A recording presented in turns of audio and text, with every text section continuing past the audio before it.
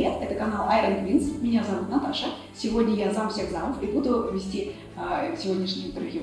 У нас в гостях Екатерина Петрова, многократная чемпионка России, вице-чемпионка России в категории Women's Physique на прошедшем турнире Чемпионат России, многократная призерка чемпионатов мира. Сегодня будем брать у Кати интервью и узнаем больше. Благодарю. Катя, расскажи, пожалуйста, о себе и о том, как ты пришла в мир бодибилдинга. Я пришла в спортзал в 2011 году, чтобы накачать пресс. Вот и все. Чуть-чуть похудеть. Я весила около 50 килограмм, но мне казалось, что я еще жирная. И накачать пресс. Так получилось, что похудеть не получилось. Только набрать удалось. С прессом все как-то лучше сложилось.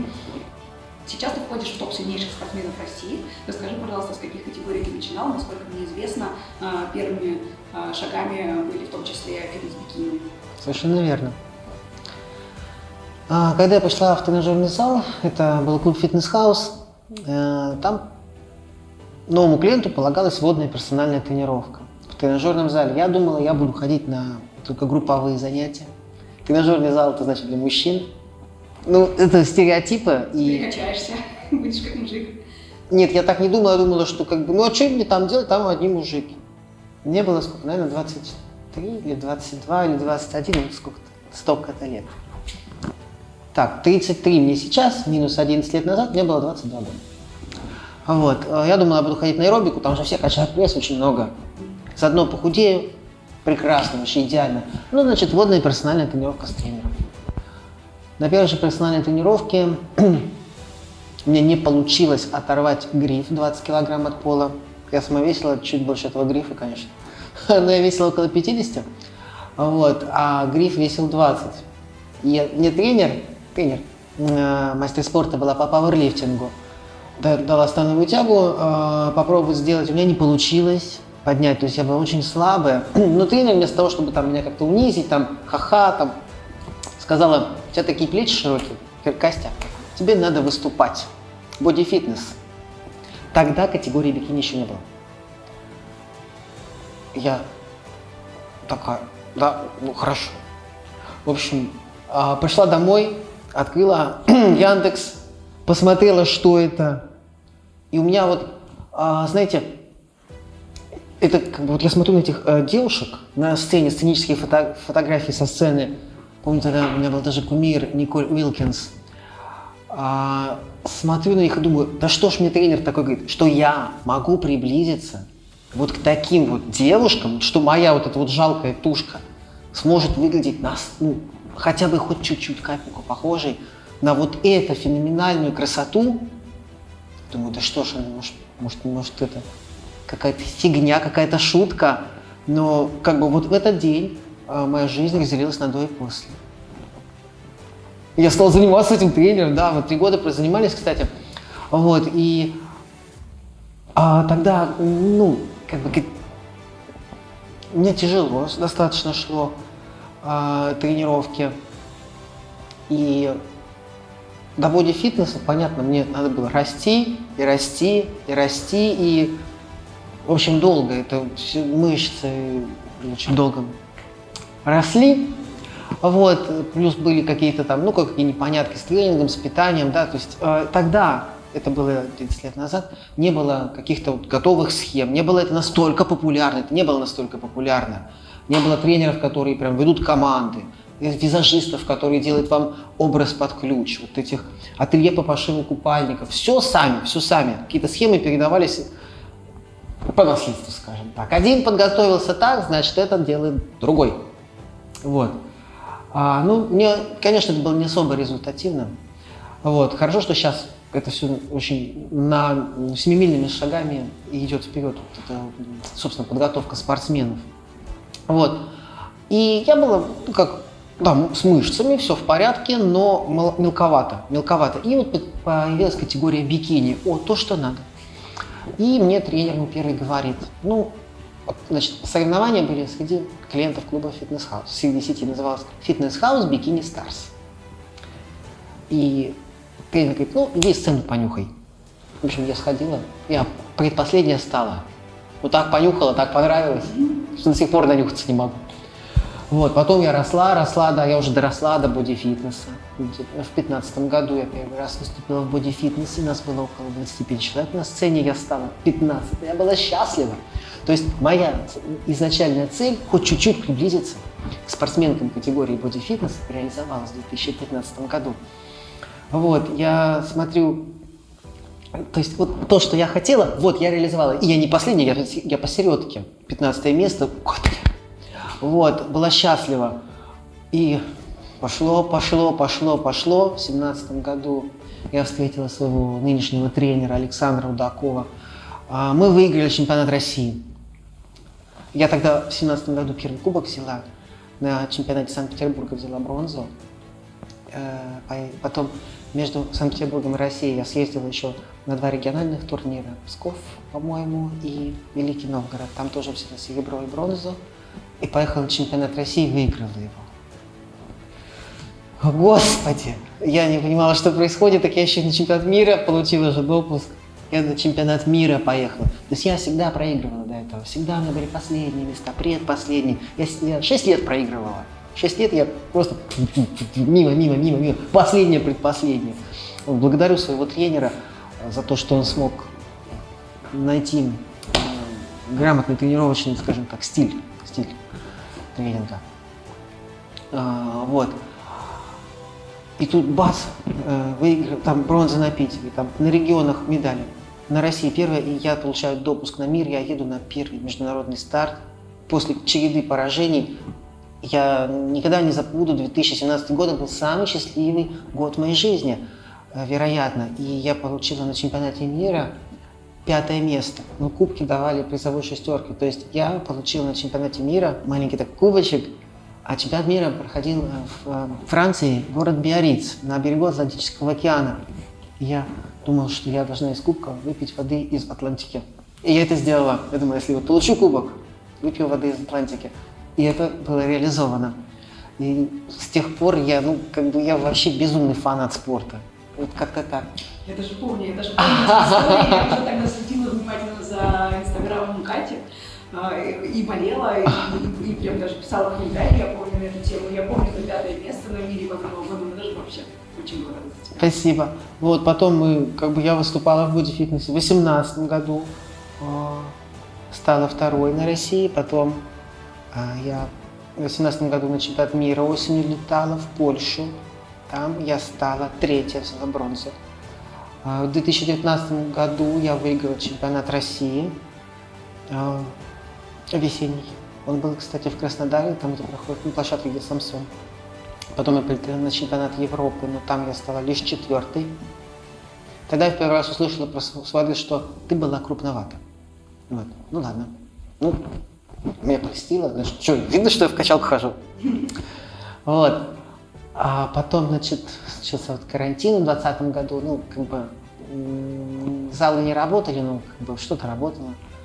Мы все это все знаем. У меня еще дома были. Я домой купила оборудование. Вот. Шаги там нашагивала все по району. Вот. Подготовилась на Кубок Вятского, выиграла Кубок Вятского, потом я выиграла чемпионат Санкт-Петербурга. А потом я выиграла чемпионат России, который прошел под эгидой Siberian Power Show. То есть там были очень большие непонятности с чемпионатом России. Его то отменяли, то переносили. В общем, нашли вот площадку, да, это была Сибирь. Как-то экстренно было организовано, но все было очень круто. Организаторы очень постарались. И я выиграла там абсолютное первенство на чемпионате России. И я тогда подумала, надо дальше. И я уже все выиграла, в бодифитнесе, трижды взяла Россию там. Вот. И решила, что пора набирать мышечную массу в номинацию Women's Physique, потому что, поняла, что я уже 5 лет, по-моему, выступаю в бодифитнесе, 5 получилось. Сколько можно? Вопрос, да? То есть, надо расти дальше. Вот. И номинация «Женский классический бодибилдинг» меня всегда привлекала. Потому что, во-первых, я безмерно уважаю этот колоссальный труд, потому что, это действительно тяжело. Я не умаляю достижений спортсменок других номинаций. Бикинистки пашут, бодифитнесяши пашут. Я прошла все, я знаю, что пашут все везде. Вот. Но как бы Women's Physique это как, знаете, как вот, например, взять университет, да, вот младшие курсы там одно, старшие курсы, они поопытнее, там, бакалавриат, а магистратура это еще поопытнее, а аспирантура это вообще вот самый опытный, самый умный из обучающихся. Ну вот как бы это аспирантура. Вот. И мне интересно решать сложные задачи. И я решила решить эту сложную задачу. Накачаться, просушиться. Вот, и я выступила. Я год набирала мышцы. Там месяцев 9 у меня был массонабор, я набрала 10 килограмм, потом я сушилась.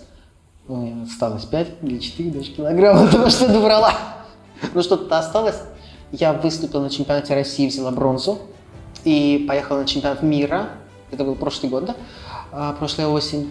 Чемпионат мира в Испании. Я взяла там бронзу тоже. Вау, то есть первый раз женский бодибилдинг, Women's Physique, бронза на мире, класс. Бронза на России. Очень довольна. Еще год у меня был такой же, я все набирала, у меня отстают ноги. У меня длинные, тонкие ноги. У меня Т-тип телосложения, похоже на букву Т. И поэтому ноги набрать тяжело. Длинные рычаги. С одной стороны, длинные рычаги, тонкие суставы – это плюс. Ты эстетичен, ты грациозен, да? С другой стороны, ты медленно растешь. Вот. Ну, как бы терпение и труд, все перетрут. 2 года выращивала какие-то попытки, какие-то намеки на ноги. Вот, опять к этому сезону сушилась, но допустила ошибку. Задала мало времени на сушку. Не досушилась к Питеру, честно признаюсь. Форма была дрянь. Фотки смотрю, очень мне не нравится. Вот. К России сделала марш-бросок. То есть у нас был месяц. Напрягла своего тренера. И стала еще сотрудничать с моим, скажем так, другом из тренажерного зала. Вот клуб Sport Life, мы там занимаемся. Дмитрий Антонов. Он мне помог с подводкой и по диете. И у нас получилось. Мы взяли серебро. Причем с девушкой, вчера взяли серебро, вчера выступала, с девушкой, которая взяла первое место. Судьи оценили раунд тела одинаковым количеством баллов. Я проиграла ей в произволке. То есть, мое тело, скажем так, я не хочу там хвастаться, превозносить себя, как чемпион. Я проиграла на произволке. Что ж поделаешь. У меня, может быть, какие-то специфические взгляды на произвольную программу, я всегда стараюсь с драйвом, с огоньком. Песня, может быть, не все такое любят. Это, конечно, дело вкуса. Вот, и я считаю, что если я буду в дальнейшем сотрудничать с своим тренером по телу Александром Рудаковым, и если мне по питанию, по подводке будет консультировать Дмитрий Антонов, то это та самая команда, которая позволит мне сделать суперформу. То есть мне сейчас очень комфортно, у меня получается. Дай бог так дальше и пойдет. Вот эти 2 человека, они сделали для меня очень много для подготовки к этому чемпионату. Я так долго говорю, наверное, утомила вас. Совсем нет, у меня только вопросы новые и новые появляются. Расскажи, на твой взгляд, сильно ли отличается подготовка в бодифитнесе с подготовкой в физик? Это небо и земля. Тяжело и там. Но я бы сказала больше. Градус ответственности выше Women's Physique. Градус ответственности. Все-таки бодифитнес, вот я говорю о нынешних критериях, он несколько меньше. То есть ты можешь где-то плохо себя чувствуешь, поменьше веса взял, объемы поменьше. Он может быть не такой резанный, как Women's Physique, это факт. То есть чувствуешь, там нужно тебе углеводов сегодня подкинуть, ты там сегодня могу, умираю, подкинула. Я так делала, да, я по своему опыту рассказываю. И ничего, ты все равно выигрываешь. Тебе не надо елочку на квадрицепсе, ягодицы в полосочку. Я сама не смогла этого сделать, поэтому говорю о том, что мне хочется. Вот. То есть не такой высокий градус ответственности, но тоже тяжело. То есть, когда я готовилась в боди-фитнес, 5-6 силовых в неделю, я делала постоянно кардио, я очень деликатно следила за диетой. Когда я уже была таким матерым боди-фитнесом, уже много чего выиграла, я могла позволить себе эксперименты. Я готовилась и на кето-диете, и на LCHF-диете, и на белково-углеводном чередовании. Кстати, пока это топ моих диет. Вот эти вот 3 диеты, это мои топовые. Буч, ну, либо такие какие-то подкидоны в виде рефидов. Низкоуглеводные, там, рефидики, либо буч. Ну, это, в принципе, аналоги. Кето-диета очень хороший результат показала, она была вкусная. Самое главное, она была вкусная. Потому что большинство вкусовых веществ, они жирорастворимые, жирное вкусно. И LCHF, как такое либеральное кето, тоже хорошо себя показала. Ну, сейчас как бы вот Women's Physique по питанию тоже, я считаю, есть отличия, потому что углеводов больше.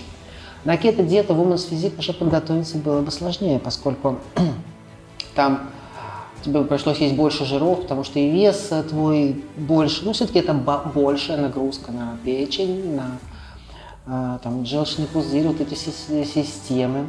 Вот. И все-таки в Women's Physique нужны углеводы. Мышцы требуют там, загрузок, подгрузок, вот этих вот памп-эффекта, то есть растяжения от наполненности, от пампинга. Немножечко по-другому ты выглядишь, немножко по-другому ты мышцы ощущаешь. Я бы так сказала. Тебе периодически нужно быть наполненным таким, объемным, налитым. Как вот после соревнований. Мне прям так нравится. Большие мышцы хоть когда-то. Вот, на самом деле, спортивный путь подготовки спортсмена, если вы будете выступать много, если вот нас смотрят зрители, которые, может быть, только начали выступать или планируют выступать, и если они настроены на долгую спортивную карьеру, вас ждет увлекательнейший путь открытий, когда вам кажется, что вы уже о своем организме знаете все, свою идеальную схему, идеальную диету, а через год оно не сработает. И вы такие, нужно решить новую задачу. И это самое-самое интересное в спорте, поиск новых методов, самоанализ, анализ твоей подготовки, если спортсмен, да даже если вы просто худеете или набираете мышечную массу, или там к фотосессии готовитесь, хотите сделать классную форму, вот этот анализ питания и тренинга, ваш самоанализ, это очень-очень увлекательно и интересно. Чем интересен бодибилдинг, да, то есть он измерим. Это очень здорово. Его можно померить и отследить. Сделать выводы, как-то поменять какие-то стратегии, отследить результаты, сделать новые выводы. Это бесконечный путь самопознания, саморазвития. Все знают, что сейчас Катя занимает лидирующие позиции среди российских спортсменов по бодибилдингу, но раньше, наверное, многие знают, что Катя трудилась в технической области, была инженером. Насколько я знаю, это было связано с летательными аппаратами. Катя, расскажи, пожалуйста, чем ты занималась и как так вышло, что ты в итоге так изменила кардинально свою жизнь и, может быть, вдохновишь других подписчиков на такие же шаги, чтобы начать заниматься любимым делом? Это правда. У меня техническая специальность. Я закончила электротехнический институт ЛТ, Санкт-Петербург. Специальность электроника и микроэлектроника. Моя последняя работа, связанная с специальностью, это была авионика, авиационная электроника. Я разрабатывала схемы связи приборов внутри самолета, ИЛ. Вот. Действительно, ну, реально, работа инженерная. Я работала, как и все, как большинство инженеров, от звонка до звонка. После звонка я шла в зал в час пик, тренировалась, качалась. Тогда в таких вот тяжелых условиях я выигрывала чемпионат России, потому что после работы заниматься было тяжело, там тренировок было много, плюс еще кардиотренировки. На завод к 8, работаешь на заводе, потом едешь в метро в час пик, сколько народа, да? Приходишь в зал в час пик, народ, куча народа, очередь на каждый тренажер. Вот, и я уже занималась и жила в таком ритме много лет. Устала. Мне было там 27, а я чувствовала себя на 72.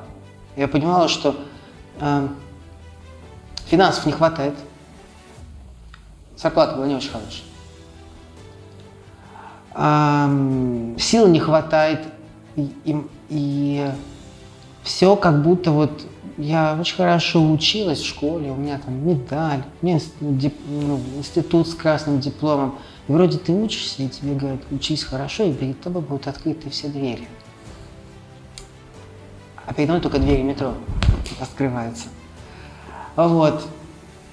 У меня была, я не могу сказать депрессия, да, это как бы диагнозы, которые должны ставить компетентные люди, но у меня терзали тяжелые мысли, почему такая несправедливость, почему я живу в таких, очень жестких условиях, да, экономлю там каждую копеечку, завод, качалка и завод, качалка. Я же хорошо училась, что-то не сходится. Но я качалась, все равно качалась жестко, агрессивно. И я выиграл тогда в 2017 году чемпионат России. И когда ты ходишь постоянно в зал, ты общаешься с тренерами, и ты смотришь, а он, сидит с клиентом, ржет и зарплату получает. Вот. И я думаю, вот все, я уже чемпион России. Вот тут у меня получается. Я люблю бодибилдинг всем сердцем. Я уже много лет на тот момент занималась. Получается, 6 лет. И вот надо туда идти. И вот это я уже это чувствовала, но вот эта вот медаль на чемпионате России, она была отправной точкой. И я решила сменить профессию, пошла учиться на тренера. Все. Так я стала тренером. В 2018, как раз я училась в школе Павла Ершова, я училась там чуть более 3 месяцев, как раз 14 февраля. Так совпало, в день всех влюбленных, так совпало, я устроилась на работу в клуб, вот пройдя обучение, я устроилась на работу в фитнес-клуб «Лидер». И в этой сети я работаю по сей день. Вот, собственно, так совпало 14 февраля, вот по любви, работа по любви. Человек горит своим делом. Да, собственно, и сейчас все хорошо. Я чувствую, что я на своем месте. Я очень, более того, я преподаватель, да, я обучаю тренеров, работаю в Академии ФББР. Мне очень нравится тренерское ремесло. Само по себе философия тренерского ремесла, мастерства, потому что этот человек не только помогает сбросить вес или сделать там кубики пресса, он делает людей здоровыми. А еще, может быть, вот в таком тяжелом, как сейчас, социальном, скажем так, пространстве, да, вот у нас много негативных новостей, или, может, персональная тренировка с тренером, это вот самое позитивное, что случилось с человеком за день. Вот он этими мыслями загоняется, он пришел к тренеру, они поржали, им хорошо, кайфово, все. Вот это счастье. Тренер, профессия тренер, это не только блины подносить, повторение считать. Профессия тренера это намного больше. Тренер – это очень-очень важная профессия. И, знаете, тренер может реализовать мечту человека. У меня была подопечная, она и сейчас, к счастью, есть. Она много лет мечтала выступить в бикини. Не получалось. Много лет человек шел, трудился, занималась. И мы дошли. Мы в этом году дошли. Она выступила в дебюте. Пока без кубков, но это первый шаг. И она считает себя победителем, потому что она реализовала свою многолетнюю мечту, изменив свою жизнь. Она мечтала, и она сделала. Вот. Я как тренер, думаю, я молодец. Это мне плюсик в карму. То есть, понимаете, и тренер вот такие плюсики срабатывают. А другой тебе клиент сказал, вы знаете, у меня перестала болеть спина. А другая клиентка сказала, а мне доктор отменил препараты для снижения давления. И вот из таких вот маленьких благодарочек, которые тебе получают, ты понимаешь, что ты на своем месте, что ты делаешь то, что делает людей счастливыми. И ты сам счастлив. И ты можешь зарабатывать таким образом, и это прекрасно. То есть профессия тренер, я считаю, если ты душевно к этому расположен, это твое. Вот так. Ох, так энергично. Я люблю свою профессию, поэтому я просто готова за нее топить. Я сама тоже работаю тренером, я тренирую людей. Это чувствуется волна энергетическая, прям сносит, честно говоря. Спасибо. Катя, расскажи, пожалуйста, может быть, есть какие-то американские спортсмены из прошлого, может, клиенты какие-то бодибилдинга, которые тебя вдохновляют, и вообще в целом, что тебя мотивирует двигаться с такой потрясающей энергетикой дальше к своим целям? Конкретно мне не сказать, это совокупность. Первое, значит, да, вспомните американцев. Не обязательно не только американцы. Очень много и русских меня мотивирует, хотя бы потому, что их проще понять в силу языкового барьера и особенностей там, местного сленга. Когда я вот уже сказала, да, начинала свой спортивный путь, еще только появлялся Инстаграм, и мне очень нравилась спортсменка Николь Уилкинс, мисс Олимпия категории фиджер, это то, что вот у нас бодифитнес. А если вы погуглите ее фотографию тех лет, там 11, 12, 13 годы, вы увидите, насколько поменялась фиджер, он же бодифитнес. То есть, ну, сейчас бы Николь Уилкинс не выиграла, тоже Питер, наверное. Но тогда, святой Господи, Боже, мне тренер говорит, в бодифитнесе можно будет выступить. Я думаю, это и моя вот эта жалкая вот эта желешка 50 килограммовая, знаете, феномен skinny fat. Вот такой я была, когда пришла в спортзал. Ты вот не толстый. У тебя тут жирок, живот не уходит, вот это вот, ну, в одежде нормально, без одежды все печально. Вот. Потом в то время была очень популярна спортсменка Дана Линбелли. Ну, для меня она казалась максимально мускулистой. Так, сейчас я подписан на многих спортсменов, кто выступает на Олимпии, в основном как-то вот на мужчин, в основном. Так получилось, не знаю. Во-первых, они симпатичные. Во-вторых, так подсматриваешь за тренировками. Парни-то большие.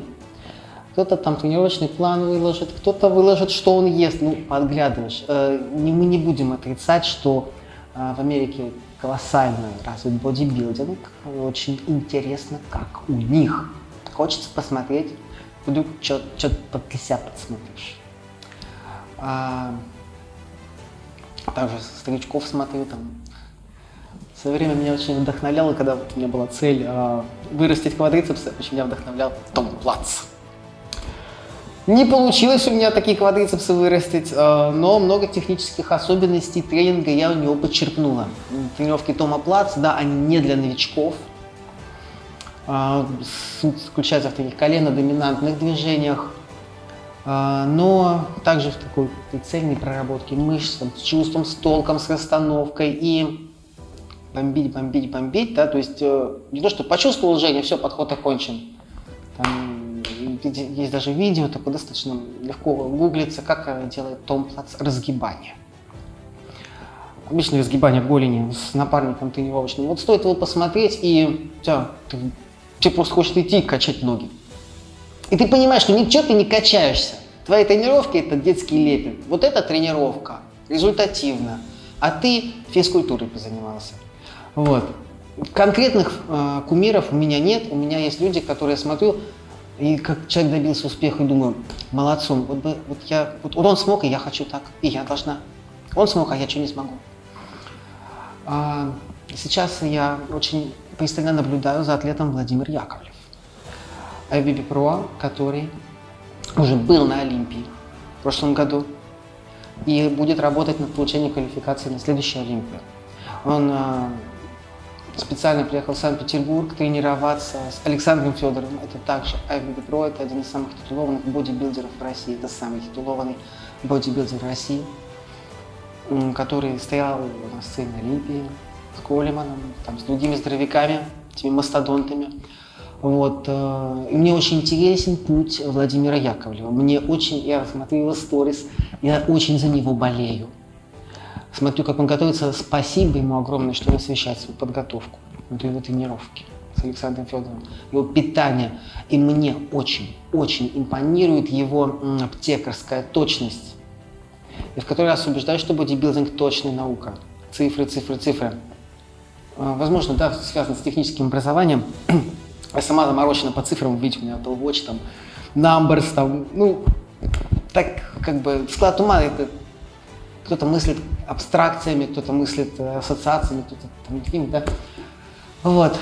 В общем, отвлеклась. Владимир Яковлев, вот сейчас могу сказать, да, мотивирует.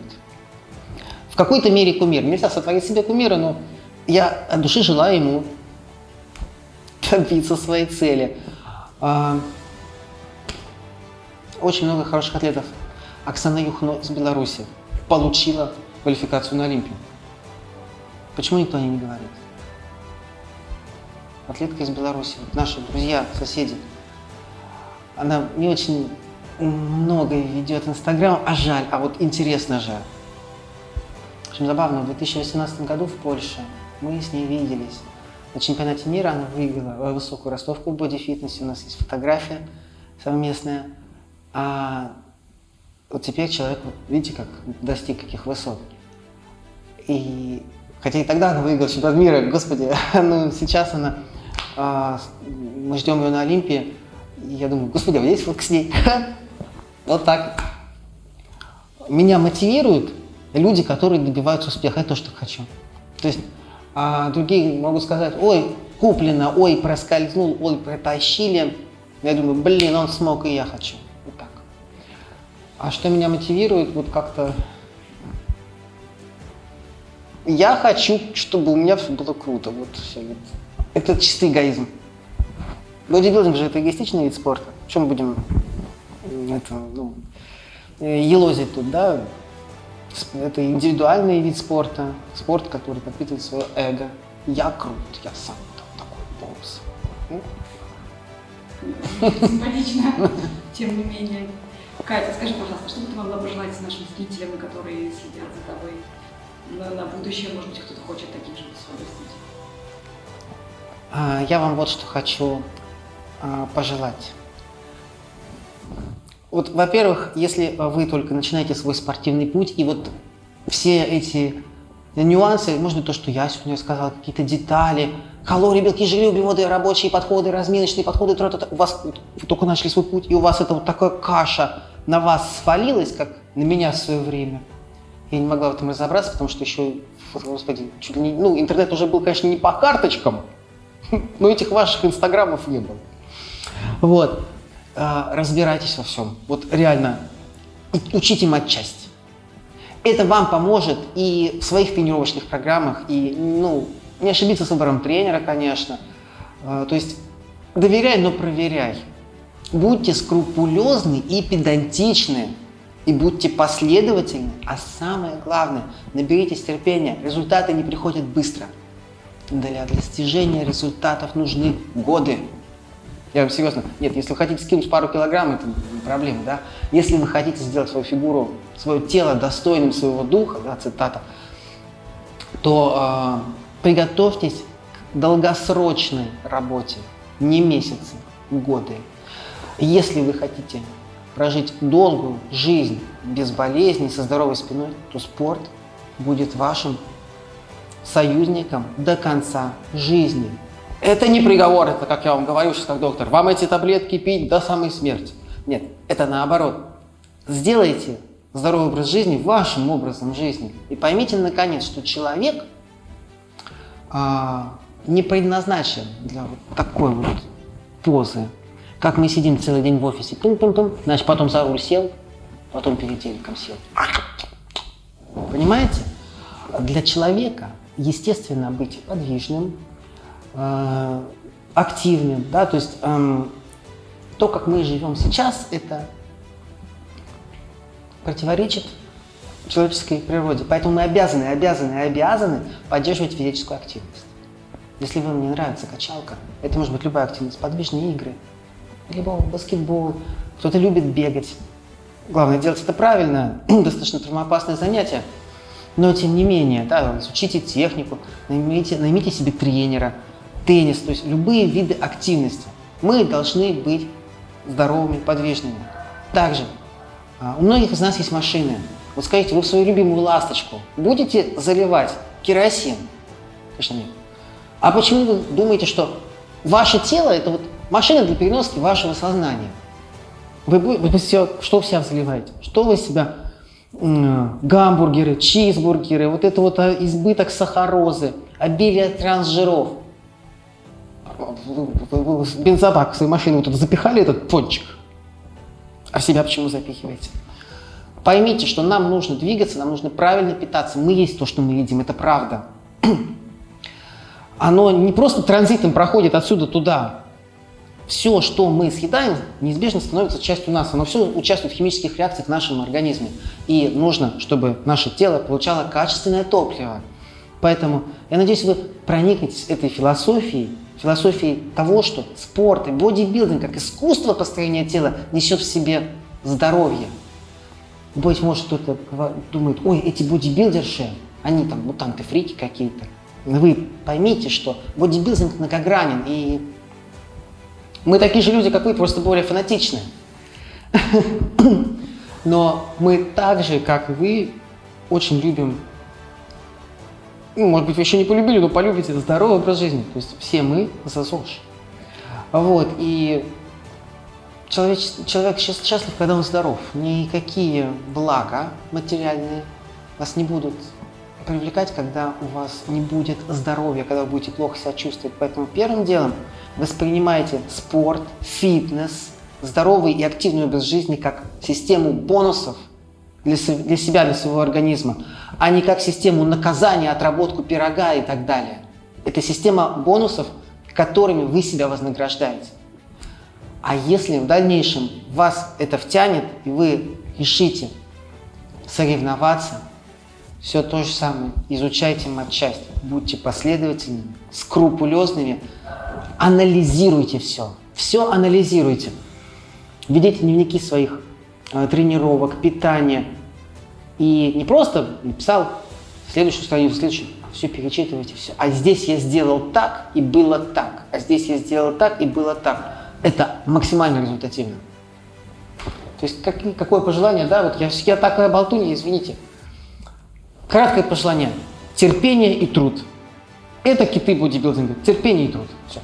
Как объемный, проницательный. На здоровье, наши дорогие подписчики. Катя, спасибо тебе большое за такое теплое, искреннее интервью. Пусть получилось очень здорово, я уверена, все будет очень интересно. Спасибо большое и приходи к нам еще. Спасибо вам большое, что вы меня пригласили. Я желаю огромного процветания, успеха проекту Iron Queens, залу Аксон, вам лично, Наташенька, Анастасии, которая сегодня нас снимает и сделала мне замечательную фотосессию, Настенке, которая сейчас на отдыхе, Хафизу, который курирует проект Iron Queens, всем спортсменкам проекта Iron Queens. С некоторыми девочками мы вчера соревновались. Прекрасные девочки. Да, то есть у нас такая теплая за кулисами атмосфера была. Вообще, ну вот Iron Queens прям вот, ребята, девчата, всего вам самого доброго.